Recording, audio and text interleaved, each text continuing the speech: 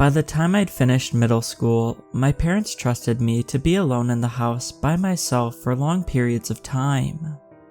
We are talking days at a time.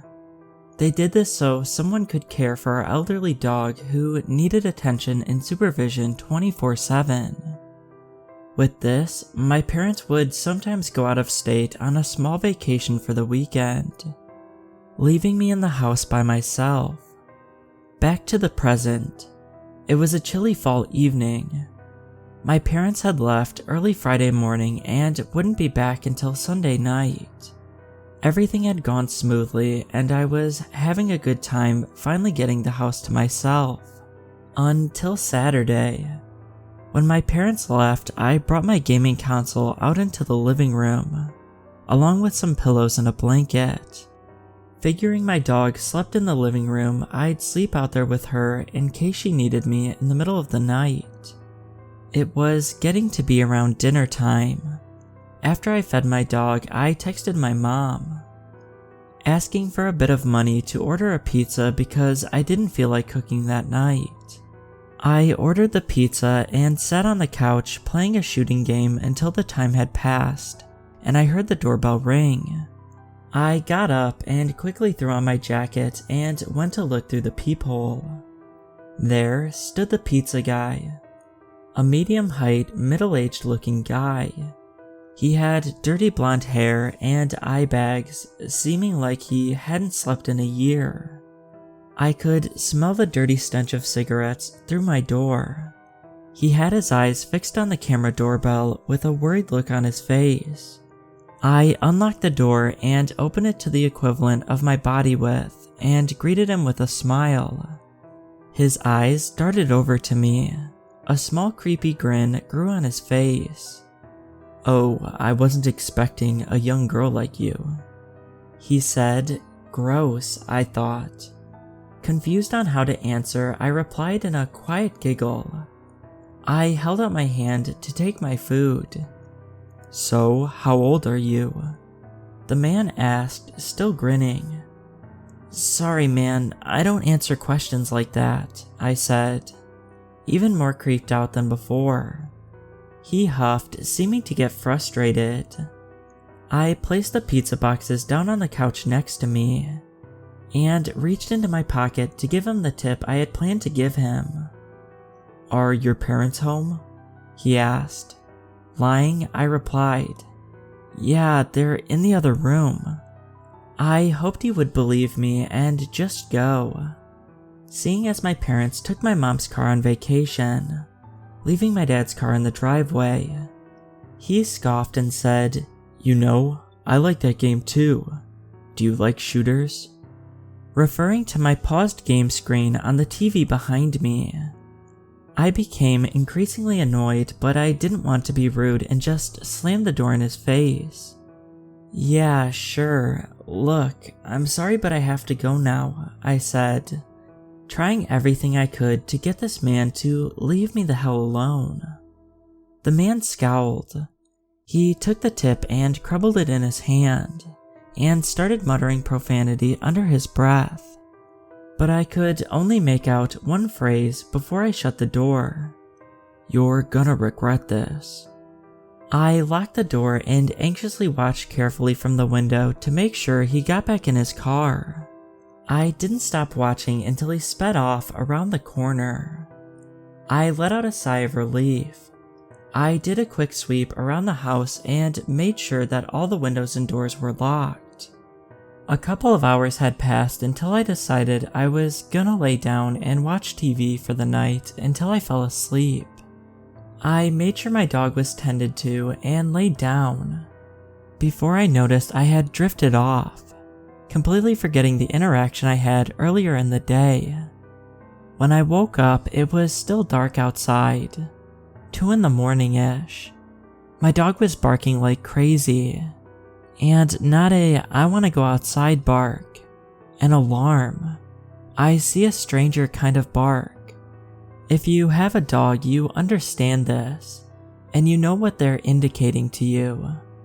I propped myself up on my elbows and stretched for a second, looking around for a bit and didn't see anything.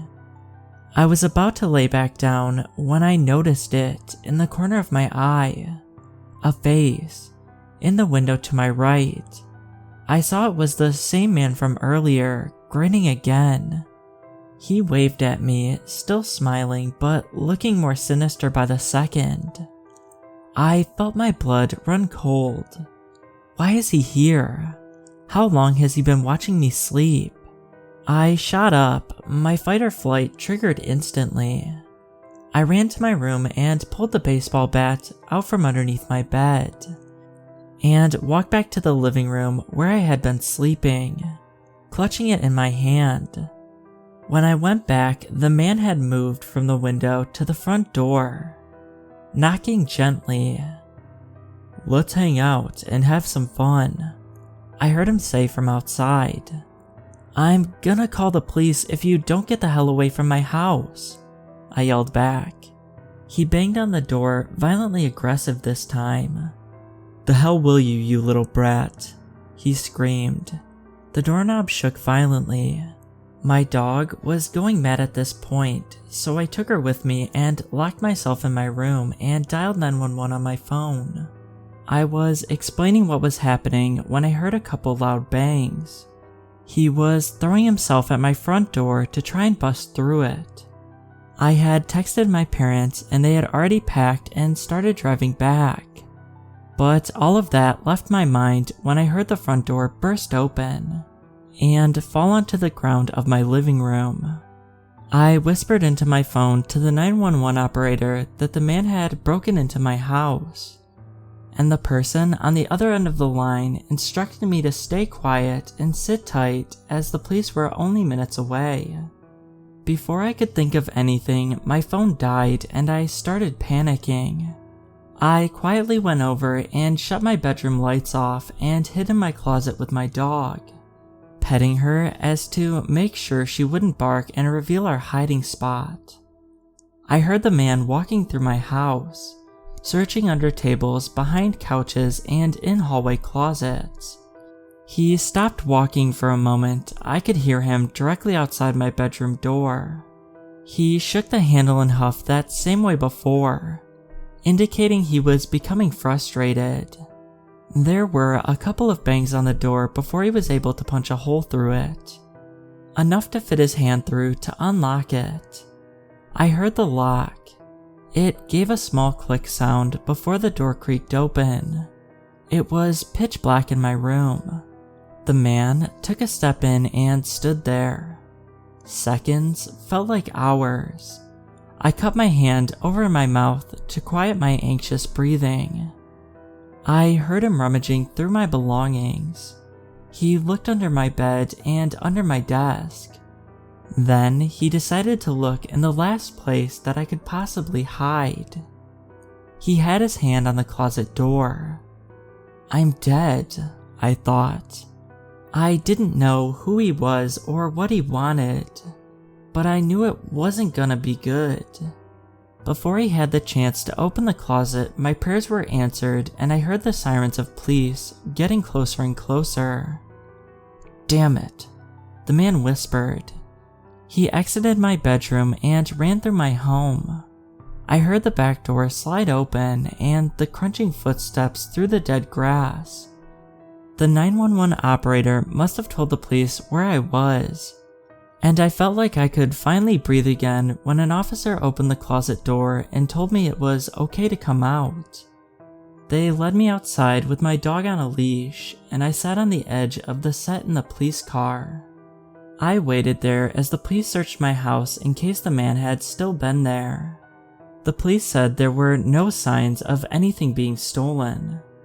He wasn't there for valuables, he was looking for me. That fact will disturb me till the day I die. There were many signs that it had been a break-in, so the case stayed open for a while, but eventually closed. The guy was never found and it wasn't known where he was. His identity was eventually found, and this man had past warrants for home invasions and failure to appear in court. The fact that he was never caught and is still out there somewhere shakes me to my core. but I know for sure I'm never ever opening the door for anybody ever again when I'm home alone.